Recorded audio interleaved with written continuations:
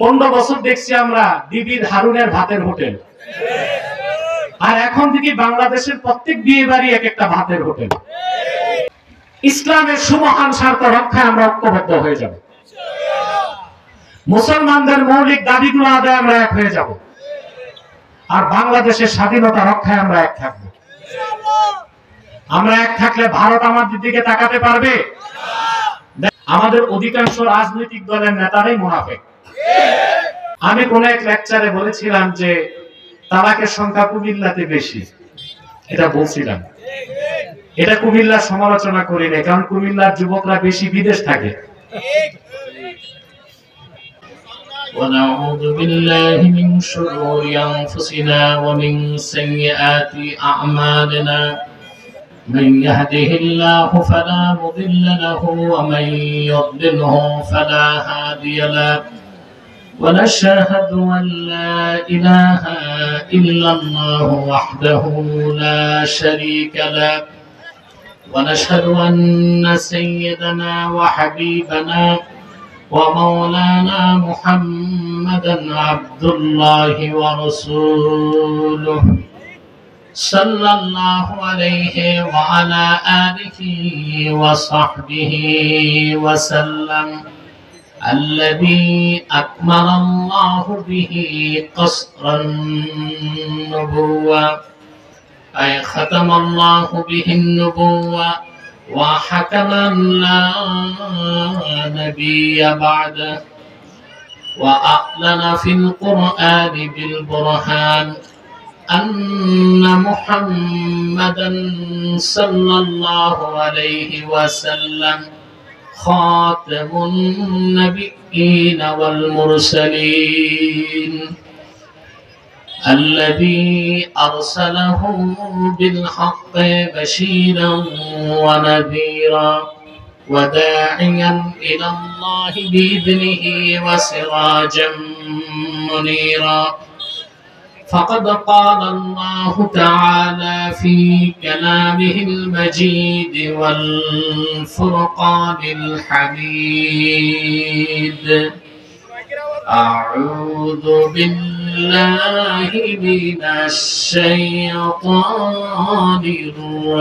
الرجيم بسم الله الرحمن الرحيم إنما وليكم الله ورسوله والذين آمنوا الذين يقيمون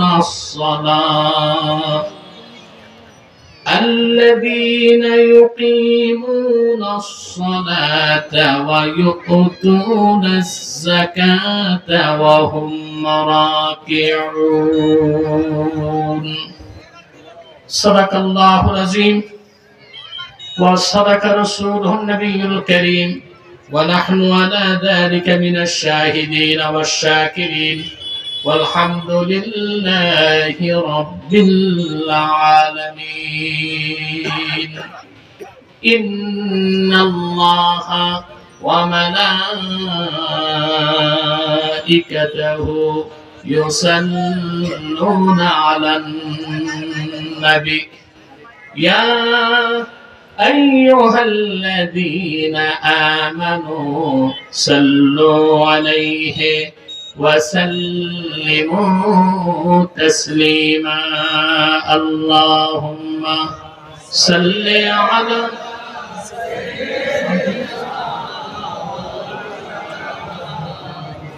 آمين على جواب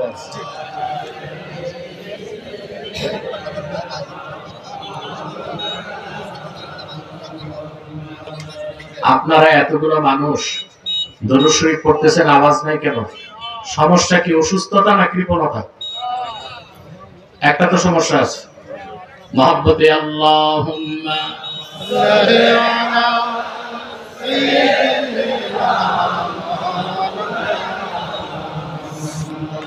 ওয়া আলা আলিহি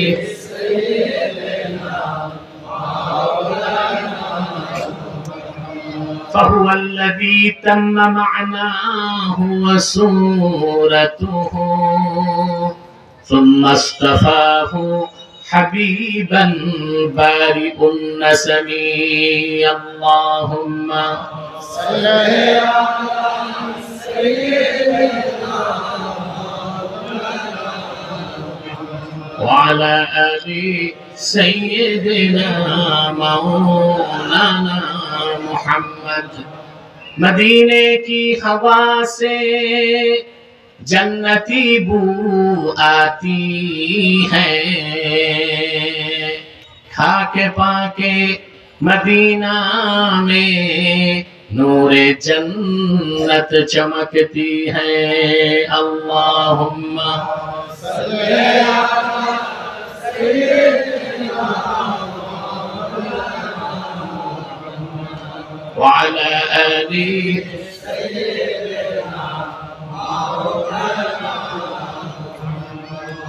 محمد رسول الله صلى الله عليه وسلم ختم الله به النبوة وحكم لا نبي بعده بلغ العلا بكماله حسنت جميع خصاله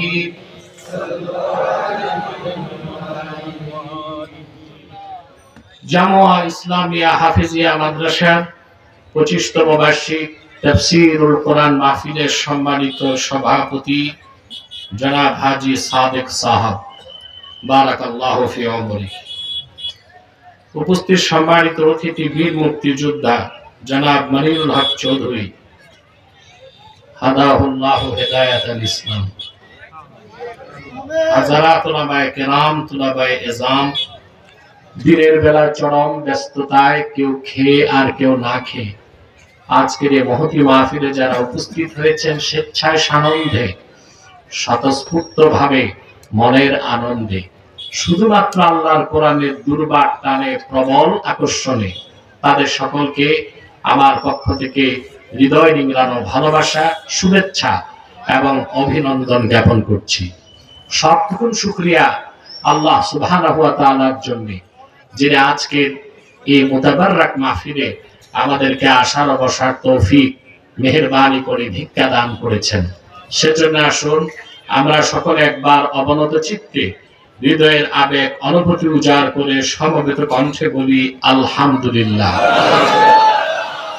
অগণিত অসংখ্য দরুদ ও সালাম আল্লাহর সৃষ্টির প্রধান আকর্ষণ, বিশ্ব সভার সভাপতি, সমস্ত নবী রাসূলগণের মাথার তাজ, শামসুল হিদায়াত, বদরুদ্দুজা, সাইয়্যিদুস সাকালাইন, ইমামুল মুরসালিন, খাতামুন নবিয়্যিন ওয়াল মুরসালিন, আফতাবে নবুওয়াত, শাহানশাহে রিসালাত, সরকারে দো জাহাঁ, সুলতানুল মদিনা, নবিয়ুল আম্বিয়া, হুজুরে আকরাম, নূরে মুজাসসাম, নূরুন আলা নূর, সাইয়্যিদিনা হাবিবিনা শফিঈনা মাওলানা মুহাম্মদ সাল্লাল্লাহু আলাইহি ওয়াসাল্লামের উপর আল্লাহ তাবারাকা ওয়া তাআলা যাকে আজ থেকে প্রায় ১৫০০ বছর আগে প্রেরণ করেছেন সর্বশ্রেষ্ঠ ও সর্বশেষ নবী ও রাসূল হিসেবে, যার পরে আজ পর্যন্ত পৃথিবীতে অবশ্যই কোন প্রকার নবী কিংবা রাসূল অবশ্যই আসে নাই,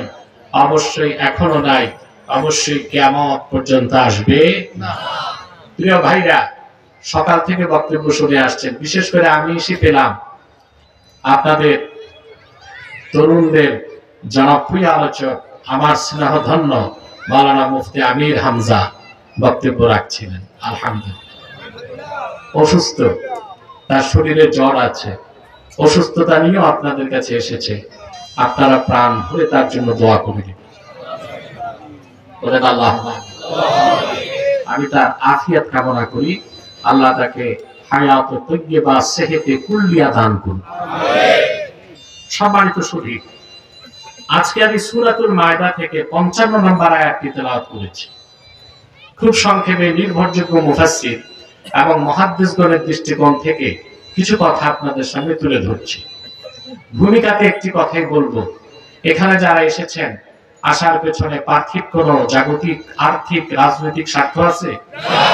আমরা এসেছি শুধু আল্লাহ তার হাবিবের রেজামন্দি হাসিল করার জন্য। ঠিক না ভাই? অনেকে না খেয়ে বসে আছে, সত্য। মুমিন মুসলমান যত ক্ষুধার যন্ত্রণা বরদাস্ত করবে, তাদের স্পিরিচুয়াল পাওয়ার আল্লাহ তত বাড়ায় দিবে। আর আমাদের তো রোজা রেখা অভ্যাস আছে। মুহাক্কিকগণ বলেন খাদ্য দুই প্রকার, আম্মাল গিযাউ ফাহুয়া নাওয়ান, গিযাউ তাকুমু বিহিল আবদান ওয়া গিযাউ তাকুমু বিহিল আরওয়াহ। এক প্রকার খাদ্য যা খেলে স্বাস্থ্য ঠিক থাকে, দেহটা সুঠাম হয়, মানুষ শক্তি পায়।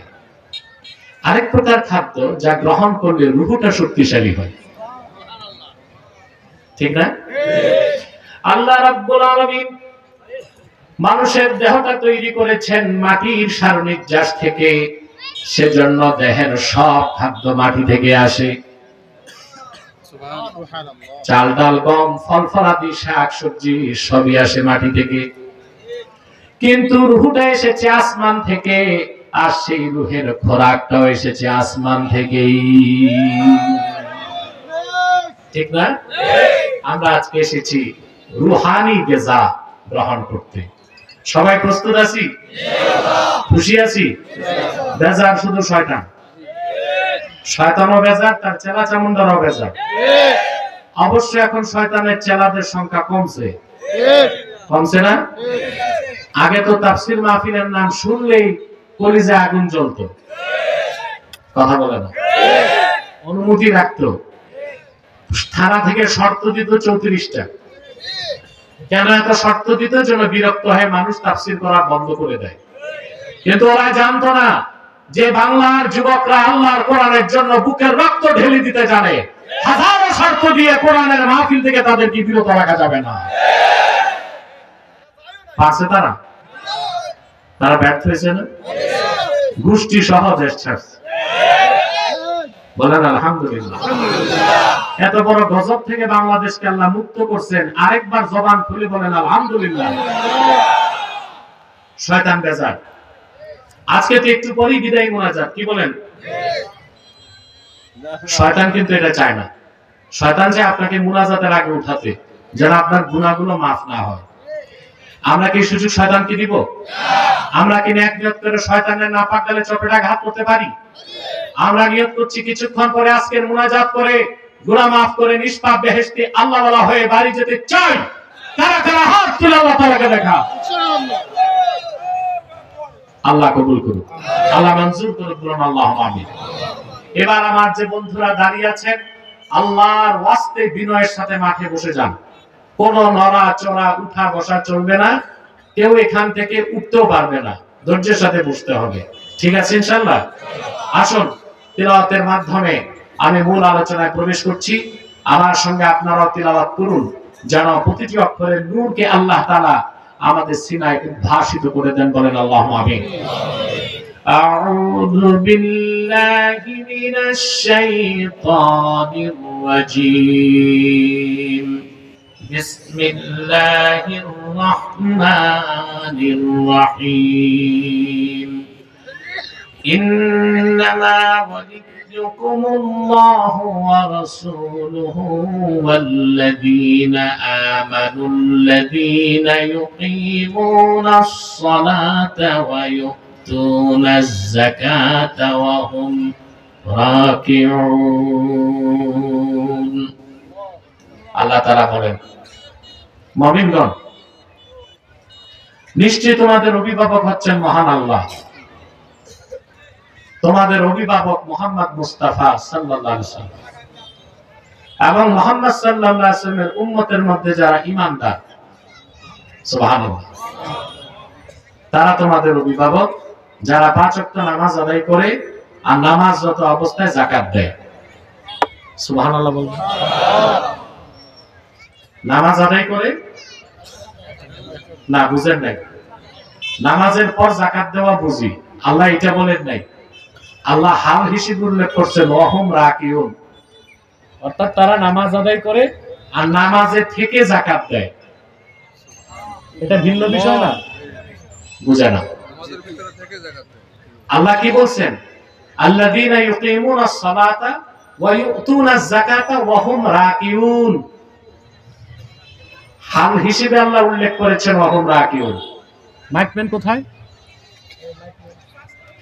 মাইকের লোক কই? ইকো বন্ধ করো, সব বন্ধ করো, ইকো সাউন্ড সিস্টেম, শুধু পিওর সাউন্ড চলবে, কানে না লাগে। আমি কম আওয়াজ চাই, স্পষ্ট আওয়াজ চাই। আল্লাহ বলেছেন ওয়া হুম রাকিউন, অর্থাৎ নামাজে থেকে যাকাত দেয়। সুবহানাল্লাহ। এই বিষয়টা একটু জটিল না ভাই? কথা বলেন। এটা ব্যাখ্যা আসতেছে সামনে। আল্লাহ তাআলা বলেছেন নিশ্চয়ই তোমাদের ওলি হচ্ছেন আল্লাহ। ওলি অর্থ কি? আল্লাহ তাআলা কয়েকটা বিষয়কে কোরআন কারীমে ওয়ালি বলেছেন। ওয়ালি শব্দের একটা অর্থ নাসের বা সাহায্যকারী। ওলি শব্দের আরেকটা অর্থ হচ্ছে মুহিব বা বন্ধু। ওলি শব্দের আরেক অর্থ হচ্ছে অভিভাবক বা নেতা। বলেন সুবহানাল্লাহ। কয়টা অর্থ? আল্লাহ তাআলা তিনটি অর্থে ওলি শব্দ ব্যবহার করেছেন। ওলি শব্দের একটা অর্থ কি? সাহায্যকারী। আপনাদের মনোযোগ নাই? তাকান, কথা বলেন, প্রাণ চাঞ্চল্য রাখেন। এত জলদি মারা গেলে হবে? ভালো মতো বসেন। ওলি শব্দের একটা অর্থ সাহায্যকারী। ইন্না ওয়ালিয়াল্লাহুল্লাযী নাযালাল কিতাবা ওয়া হুয়া ইয়াতাওয়াল্লাস সালিহিন। নিশ্চয় আমার ওলি, আমার সাহায্যকারী হচ্ছেন আল্লাহ, যিনি কোরআন নাযিল করেছেন, নেককারদেরকে পৃষ্ঠপোষকতা দেন। এখানে ওলি অর্থ সাহায্যকারী। ওলি শব্দের আরেক অর্থ মুহিব্বুন, বন্ধু, দোস্ত, প্রিয় পাত্র। সুবহানাল্লাহ।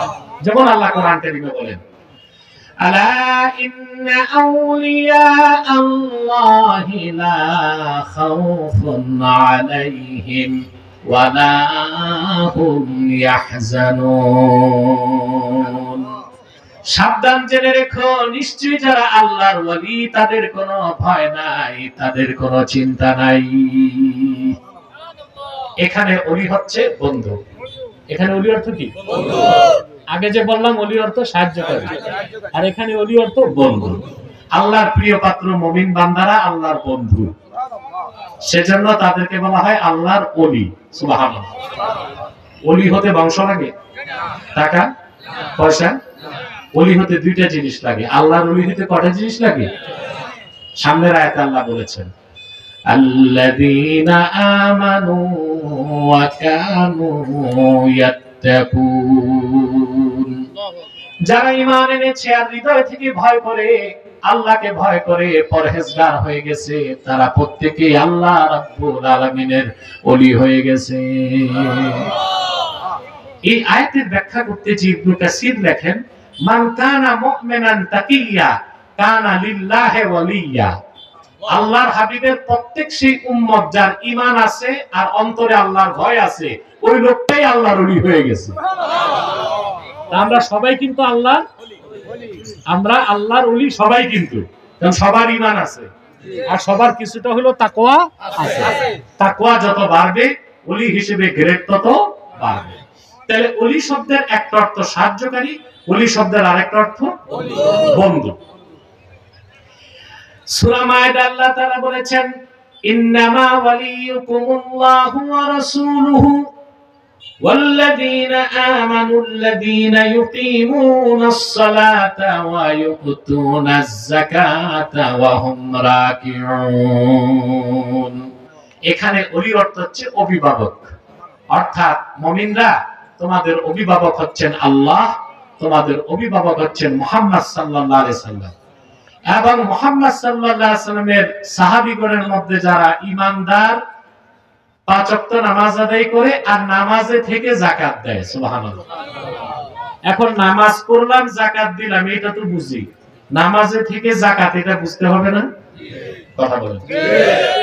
এই ক্ষেত্রে শানে নুজুলকে অবশ্যই দেখতে হবে। আমি কয়েকটা কিতাবে দেখেছি, তাফসীরুল কাবীর, তাফসীর ইবনে আবি সাউদ, আল হাবিলুল ফাতাওয়া, সুনান তিরমিজি, অসংখ্য হাদিস ও তাফসীরের কিতাবে এসেছে এই আয়াতটা কেন নাজিল হলো। হযরত আলী রাদিয়াল্লাহু তাআলা আনহু তিনি একদিন মসজিদ নববীতে নামাজ পড়তেছিলেন। নামাজটা ছিল নফল নামাজ। কি নামাজ? নফল নামাজ। আমার সময় এক ভিক্ষুক যে হযরত আলীকে বললেন, আতিনি লিল্লাহি শাইআ, আল্লাহ রাজি খুশির জন্য আমার কিছু ভিক্ষা দেন। হযরত আলী যে নামাজে এটা সে আর দেখতেছে না, দেখতেছে ভিক্ষুকদের এটাই অভ্যাস, সে তারটাই বুঝে, ঠিক না? বর্তমান যুগে ভিক্ষুকদেরকে দেখেন, তারা কিন্তু গাড়ি থামলে হাত পাতে, দেখে না অ্যাম্বুলেন্সে মুর্দার গাড়ি না দুলা মিয়ার গাড়ি, ঠিক কিনা? ওর কাজ হচ্ছে হযরত আলী নামাজ পড়তেছেন, নামাজ এসে চাইল। হযরত আলী দেখলেন নামাজ শেষ করতে করতে ভিক্ষুক যদি চলে যায়, তাফসীর কাবীরে এসেছে ফানাজা আলীউন খাতিমাহু ফাআতাহু, নামাজের মধ্যে থেকেই হযরত আলী তার মূল্যবান আংটিটা খুলে ভিক্ষুককে দান করে দিলেন। নামাজ শেষ করেন নাই, নামাজে থেকেই আংটিটা খুলে দান করে দিয়েছেন। ভিক্ষুক খুশি মনে রওনা দিছে। কোরআনের আয়াত ততক্ষণে নাজিল হয়ে গেছে হযরত আলীর ফজিলতের উপর, বলেন সুবহানাল্লাহ। এই যে নামাজে থেকে আল্লাহর ওয়াস্তে চাওয়ার কারণে দান করছে, এজন্য আল্লাহ এত খুশি হলেন, আল্লাহ ওহী নাজিল করলেন, ইন্নামা ওয়ালিয়ুকুমুল্লাহু ওয়া রাসূলুহু ওয়াল্লাযীনা আমানুল্লাযীনা ইউকিমুনাস সালাতা ওয়া ইউতুনাজ যাকাতা ওয়া হুম রাকিউন। নিশ্চয় তোমাদের অভিভাবক স্বয়ং আল্লাহ, তোমাদের অভিভাবক মুহাম্মদ সাল্লাল্লাহু আলাইহি ওয়াসাল্লাম এবং মুহাম্মদ সাল্লাল্লাহু আলাইহি সাল্লামের সাহাবীগণের মধ্যে যারা ঈমান আনার পরে নামাজ পড়ে, নামাজে থেকে যাকাত দেয়, যেমন হযরতে আলী, তারাও তোমাদের অভিভাবক, তোমাদের নেতা। সুবহানাল্লাহ বলেন। আল্লাহর হাবিব ওহী থেকে বুঝতে পারলেন আমার এক সাহাবী দান করেছে, আরেকজন গ্রহণ করেছে, ঠিক না? বসেন, সবাই বসেন। রাসূল কারীম সাল্লাল্লাহু আলাইহি সাল্লাম মসজিদ নববীতে খুঁজতেছেন আমার কোন সাহাবী দাতা আর কোন সাহাবী গ্রহীতা। আল্লাহর হাবিব দেখেন মসজিদ নববীর দরজা থেকে এক ভিক্ষুক বেরিয়ে যাচ্ছে। আল্লাহর হাবিব বললেন, হাল আতাকা আহাদুন শাইআ, আমার কোন সাহাবী তোমার কিছু দান করছে নাকি? সুবহানাল্লাহ। হযরত আলীর নামাজ কখনো শেষ হয় না, আলী নামাজী। সুবহানাল্লাহ। فأشار إلى علي فقال ذاك الرجل يا رسول الله। ভিক্ষুক ইশারা করে হযরত আলীর দিকে আঙ্গুল তুলে দেখায় দিয়ে বললেন, ইয়া রাসূলুল্লাহ, আপনার কলিজার টুকরা ফাতেমার স্বামী ওই যে আলী নামাজ পড়ছে, নামাজে যাওয়ার সঙ্গে সঙ্গে এসে তার হাতের আংটিটা খুলে আমারে দান করে দিয়েছে। সুবহানাল্লাহ। এখন এখান থেকে তিনটা শিক্ষা আমরা নিব। কয়টা? জোরে বলেন। তার প্রথম কি হচ্ছে, মানুষ যদি মানুষের উপকার করে আল্লাহ সবচেয়ে খুশি হন। সুবহানাল্লাহ। শুধু মসজিদ মাদ্রাসা বানালে আল্লাহর পথে খরচ করা হয় না, দিনদার গরিব মিসকিনকে দান করলেও ইনফাক ফি সাবিলিল্লাহ আল্লাহর পথে খরচ করার সওয়াব হয়, বলেন সুবহানাল্লাহ।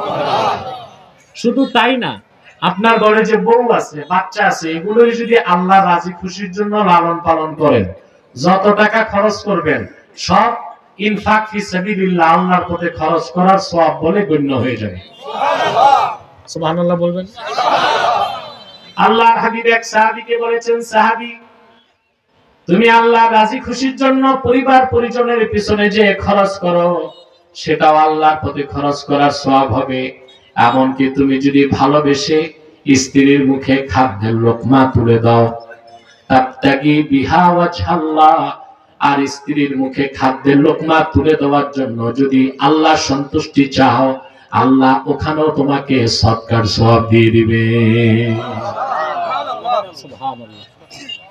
অভ্যাস আছে আপনাদের? বিবিরে খাওয়াইছেন কখনো? মনে হয় না, সারা জীবন ধমকাইছেন, ঠিক না? ইসলাম আমাদেরকে কি সুন্দর লাইফ স্টাইল দিয়েছে। সুবহানাল্লাহ। আপনি যদি ভালোবেসে আপনার স্ত্রীর মুখে খাদ্য তুলে দেন, কখনোই স্ত্রীর দৃষ্টি পর পুরুষের দিকে যাবে না। সুবহানাল্লাহ। ভালোবেসে যদি স্ত্রীকে কাছে টেনে নেন, আপনার দৃষ্টি অন্য মহিলার দিকে যাবে না। সুবহানাল্লাহ। সত্য না? সত্য। আমাদের বাংলাদেশে পরকীয়া বেড়ে গেছে, পরকীয়ার কারণে তালাকও বেড়ে গেছে। আমি কোন এক লেকচারে বলেছিলাম যে তালাকের সংখ্যা কুমিল্লাতে বেশি, এটা বলছিলাম। এটা কুমিল্লার সমালোচনা করি না, কারণ কুমিল্লার যুবকরা বেশি বিদেশ থাকে।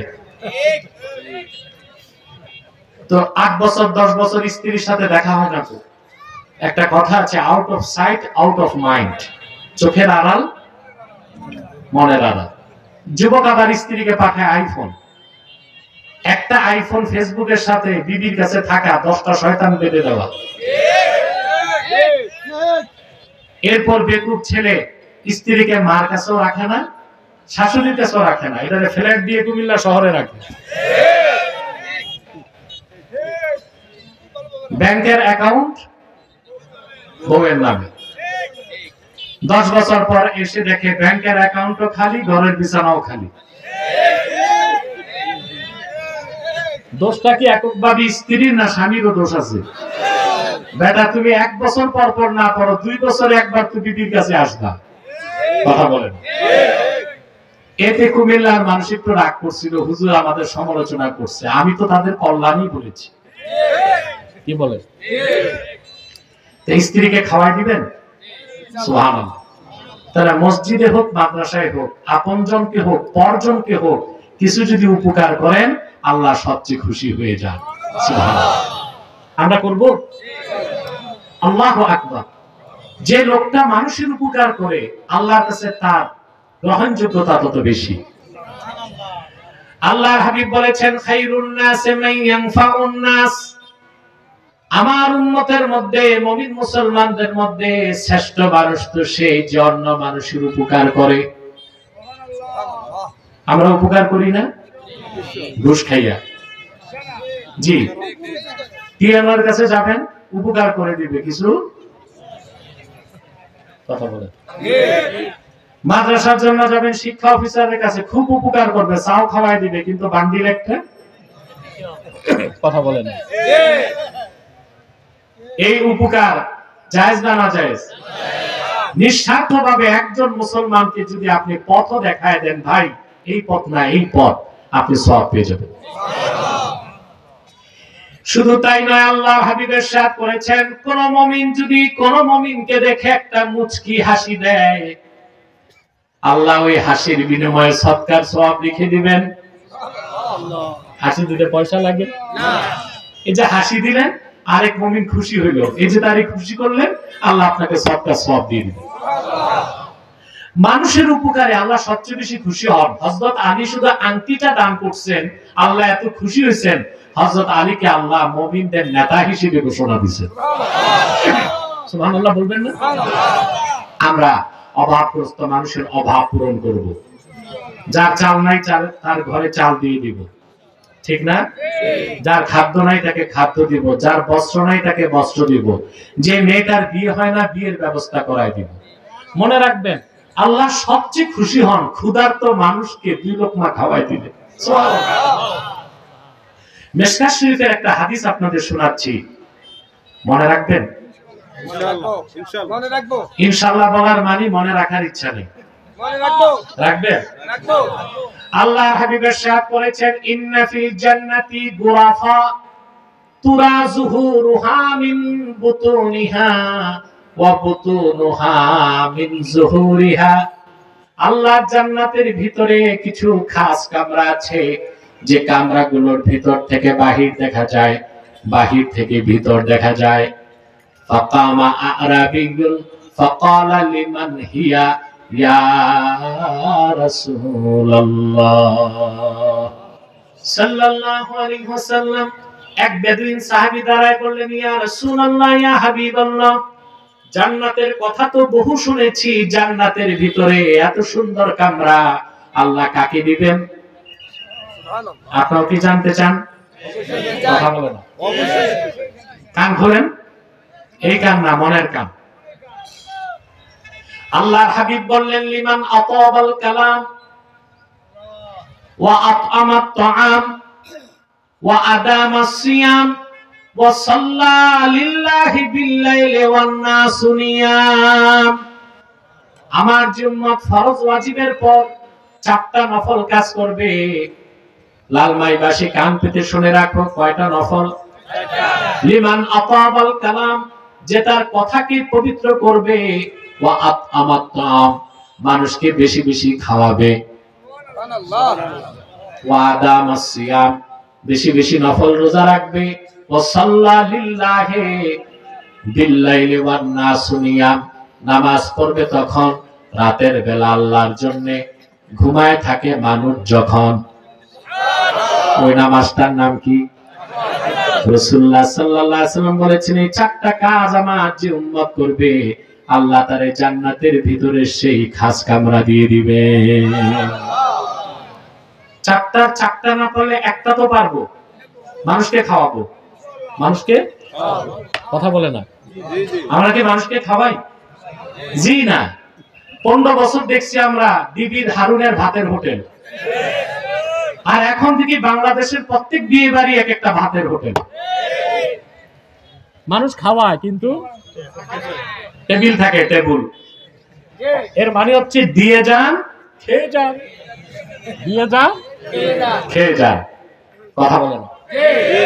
গরিবের দাওয়াত নাই, দাওয়াত পায় চেয়ারম্যান, মেম্বার, কাউন্সিলর, এমপি, মন্ত্রী। তেলের মাথায় তেল দেয়। গরিব মজদুর চাচাতো ভাই খেতে কাজ করে, তার দাওয়াত নাই। ওর গেঞ্জি থেকে ঘামের গন্ধ আসে। ভাতিজির মেয়ের বিয়েতে অপেক্ষায় থাকে, ভাই তো আমাকে দাওয়াত দিবে, মনটা ভরে খাবো, কিন্তু তার দাওয়াত নাই। চোখের পানি ফেলতে ফেলতে প্যান্ডেলের পাশ দিয়ে চলে যায়। ধনী মানুষগুলো উদর পূর্তি করে, ভোজন বিলাস করে বাড়ি যায়। তুমি তোমার বুভুক্ষ ক্ষুধার্ত গরিব ভাইটারে যদি খাওয়ায় মনটা খুশি করে দিতা, তোমার মেয়ের বিয়েটা আল্লাহর কাছে কবুল হয়ে যেতে পারত। মানুষের উপকার আল্লাহ সবচেয়ে খুশি হন। আমরা করব? কথা বলেন। হযরত আলী একটা আংটি দান করার কারণে আল্লাহ তার ফজিলত কত বাড়াই দিয়েছেন। দ্বিতীয় যে শিক্ষাটা নিব, হযরত আলী রাদিয়াল্লাহু তাআলা নামাজের মধ্যে যে আংটি খুলে দিলেন, এতে কি নামাজ নষ্ট হয় নাই? কথা বলেন।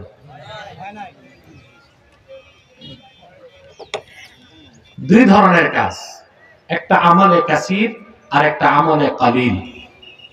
নামাজের মধ্যে যদি আমলে কালিল হয় তো নামাজ নষ্ট হয় না। তিনি বাম হাত থেকে আংটি খুলে দিয়ে আবার হাত বেঁধে ফেলছেন, আমলে কালিল হয়েছে। কোন কাজ যদি 3 বার বা ততোধিক হয়, ওইটা আমলে কাসির। আপনি চুলকালেন এইভাবে 1 2 3, নামাজ ভাঙবে না।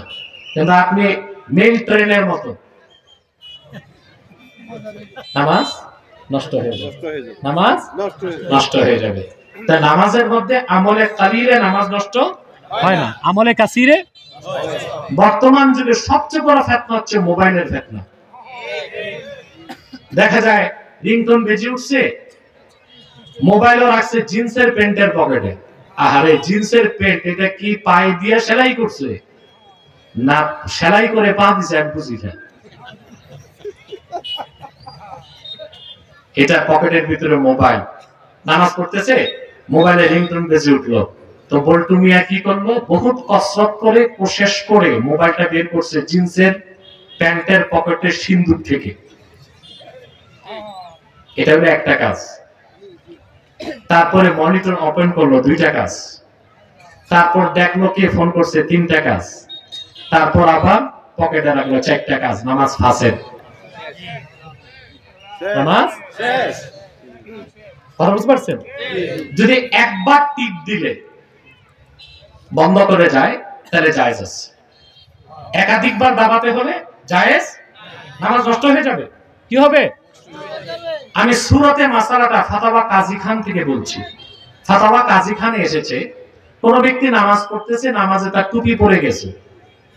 কি তো ফতোয়া কাজীখানে এসেছে ওয়া ইন সাকাতাত আলানসুরাতুহু ফাআখাযাহা বিয়াদিন ওয়াহিদিন লা তাফসুদু সালাতুহু লিআন্নাহু ইয়াতিম্মু বিয়াদিন ওয়াহিদ।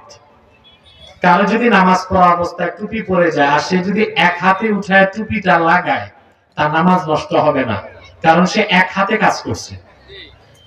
এখন কি রকম টুপি পরে গেলে উঠায় এক হাতে লাগানো যাবে? আমার মতো শক্ত হইলেই যে, ঠিক না?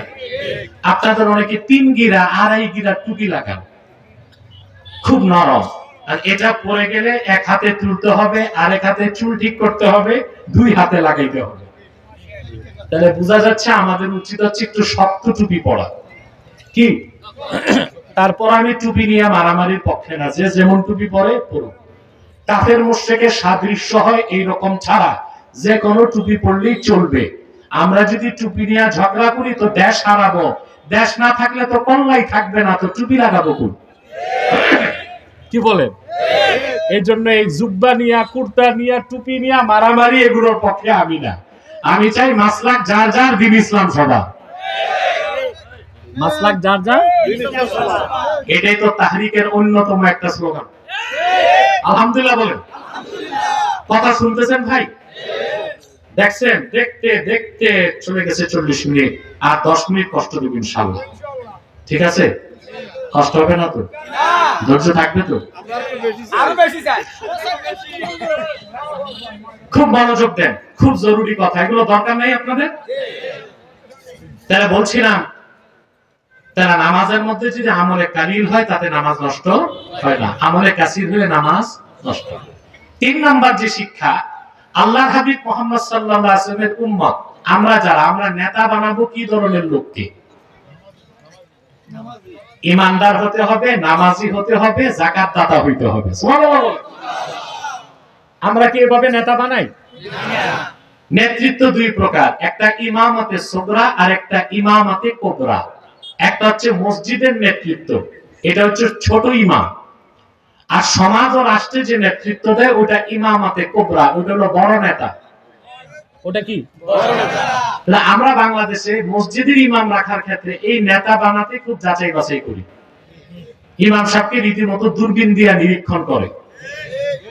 কথা বলে আগে তো 1 মাস অ্যাডভার্টাইজ দেয়, অমুক মসজিদে ইমাম রাখা হবে, শর্ত কি? কামেল পাস, ডবল টাইটেল, দাওরা পাস, মুফতি, হাফেজ হইলে ভালো কারি হইতে হবে। কথা বলে গলার কণ্ঠ সুন্দর হইতে হবে, এবং অবশ্যই বিবাহিত হইতে হবে। কমিটির মানুষ জানাবে, বিচার করে, বদমাশি করে, খবর নাই, ইমাম সাহেব হইতে হবে বিবাহিত। এটা কি শর্ত নাকি? এটা শর্ত দেয়। আসে 30-40 জন ইন্টারভিউ দিতে, ইন্টারভিউ বোর্ডে বসে কারা ইন্টারভিউ নিতে? আল্লামা সভাপতি আর আল্লামা সেক্রেটারি। ঠিক না? কে কে বসে? আল্লামা সভাপতি, আল্লামা সেক্রেটারি। সভাপতি যদি বলেন দোয়া কুনুত পড়েন, সে দোয়া ইউনুস পড়বে। এই জানে না কোনটা দোয়া ইউনুস, কোনটা দোয়া কুনুত।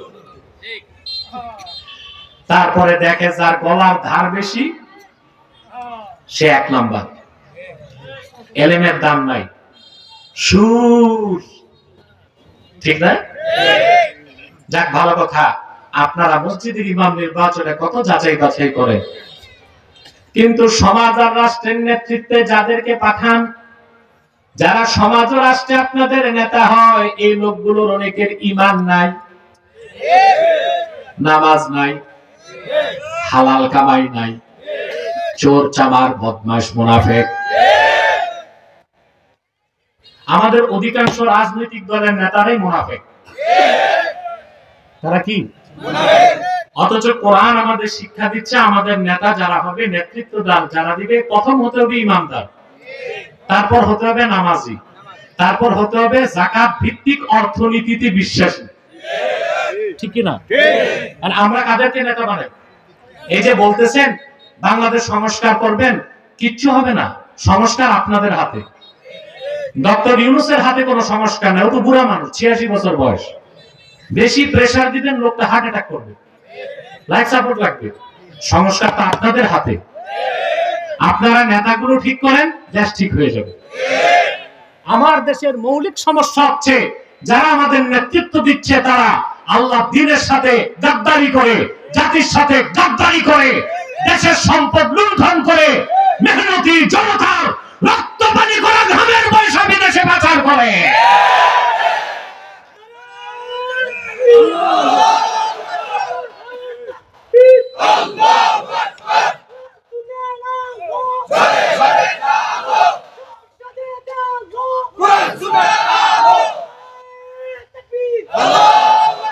তারা দিনের শত্রু, দেশের শত্রু, জাতির শত্রু।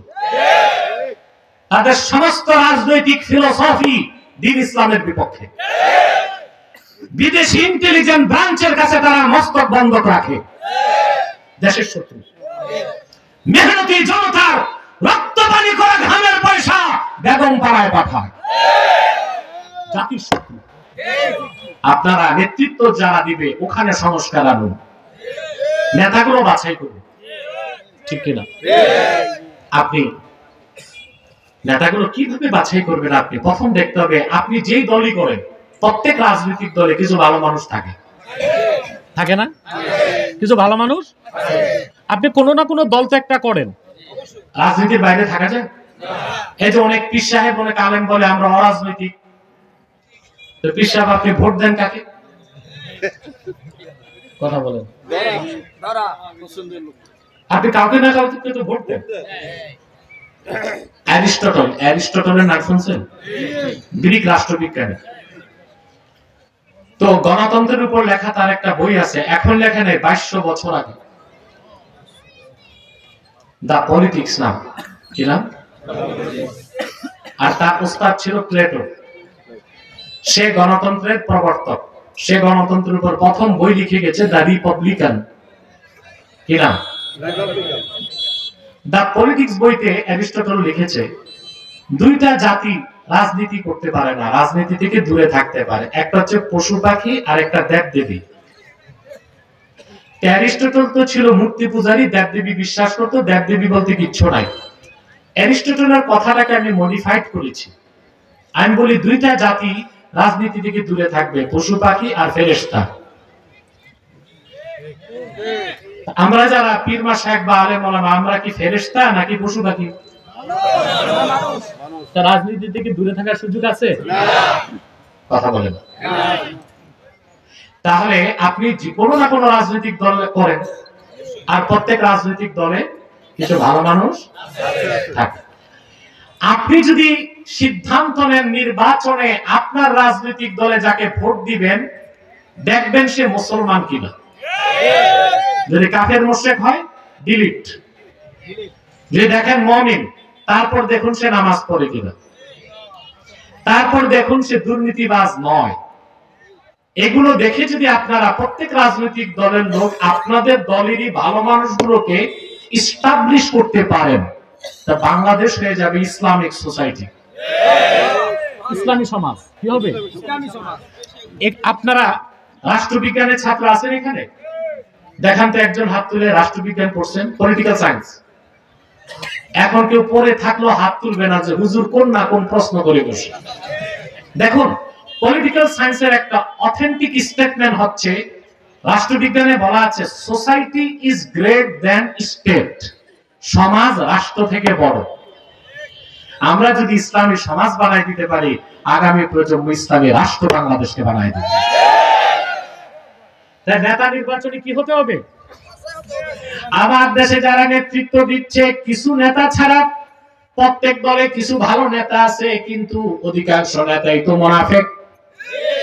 মুনাফিক দুই প্রকার। কয় প্রকার? এক প্রকার হচ্ছে কাফের মুনাফিক, আরেক প্রকার হচ্ছে ফাসিক মুনাফিক। কাফের মুনাফিক কি?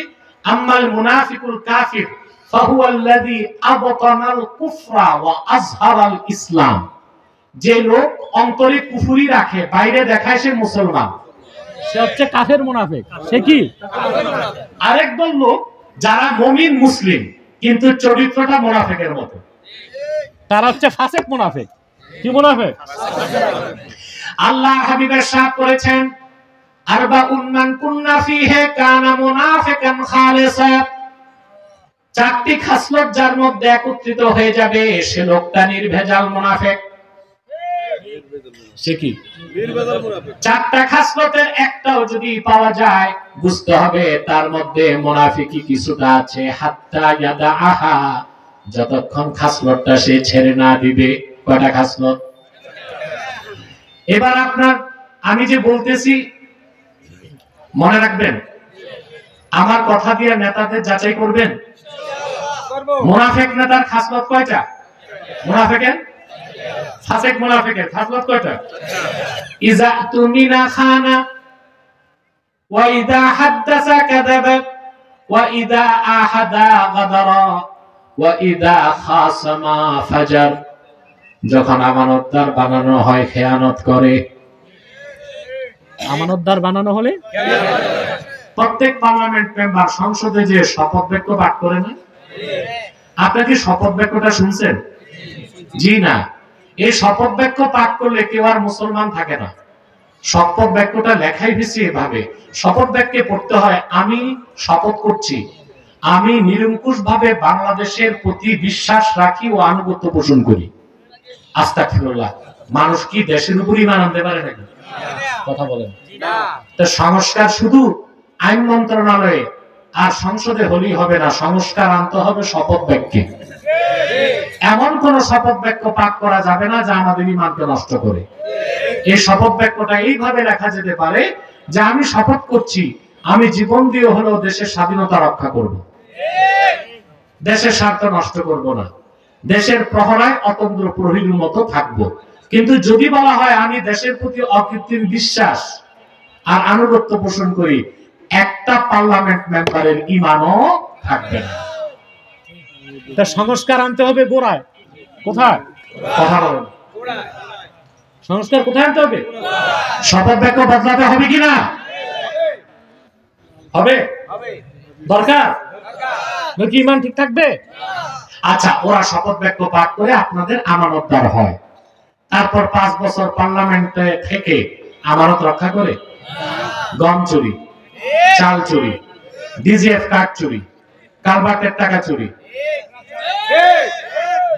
খেয়ানত করে। আরে ভাই, 15 বছরে যে পরিমাণ টাকা চুরি হয়েছে, পাচার হয়েছে, আপনাদের প্রত্যেকটা মানুষের মাথা পিছু ঋণ হচ্ছে 1,07,000 টাকা। কত? তার, ওনার, আমার প্রত্যেকের মাথা পিছু ঋণ কত? হেনরি কিসিঞ্জার বাংলাদেশ স্বাধীনের পর বলেছিল বাংলাদেশকে তলাবিহীন ঝুড়ি, আর 2024 আমরা পেয়েছি ঝুড়িবিহীন তলা। আগে ছিল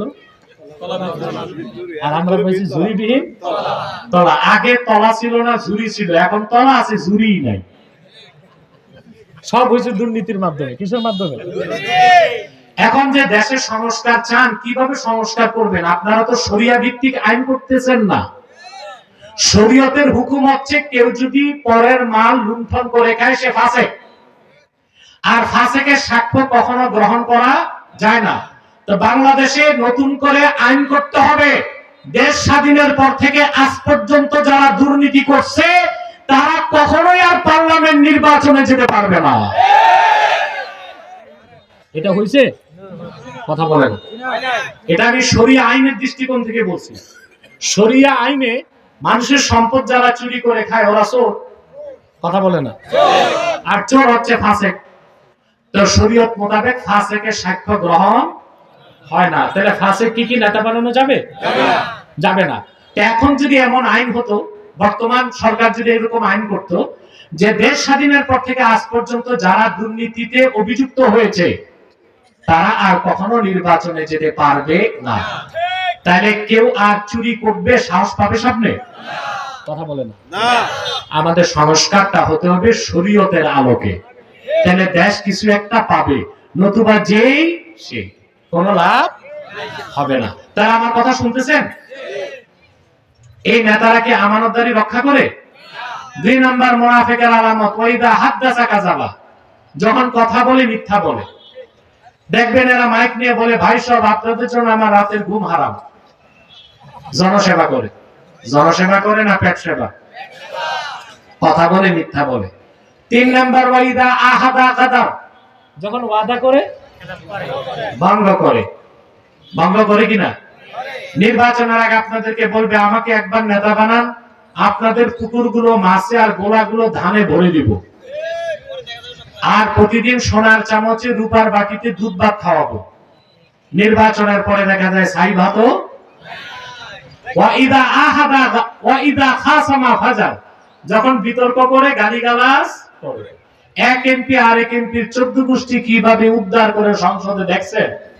তা দেখা যাচ্ছে মুনাফিক হওয়ার যত আলামত অধিক মাত্রায় কোন শ্রেণীর মধ্যে? রাজনীতিবিদদের মধ্যে। ইল্লা মাশাআল্লাহ, আল্লাহ যাদের রক্ষা করছেন তারা ছাড়া। তাহলে এদেরকে যদি নেতা বানান আপনার দেশের কোনো পরিবর্তন হবে না। কারা নেতা বানাবেন? দেখবেন সে ইমানদার কিনা, 2 নাম্বার নামাজি কিনা, 3 নাম্বার তার রিজিক হালাল কিনা। পারবেন ইনশাআল্লাহ? কথা বলে না। আল্লাহ যেন আমাদের কবুল করেন, মঞ্জুর করেন, বলুন আল্লাহুম্মা আমিন।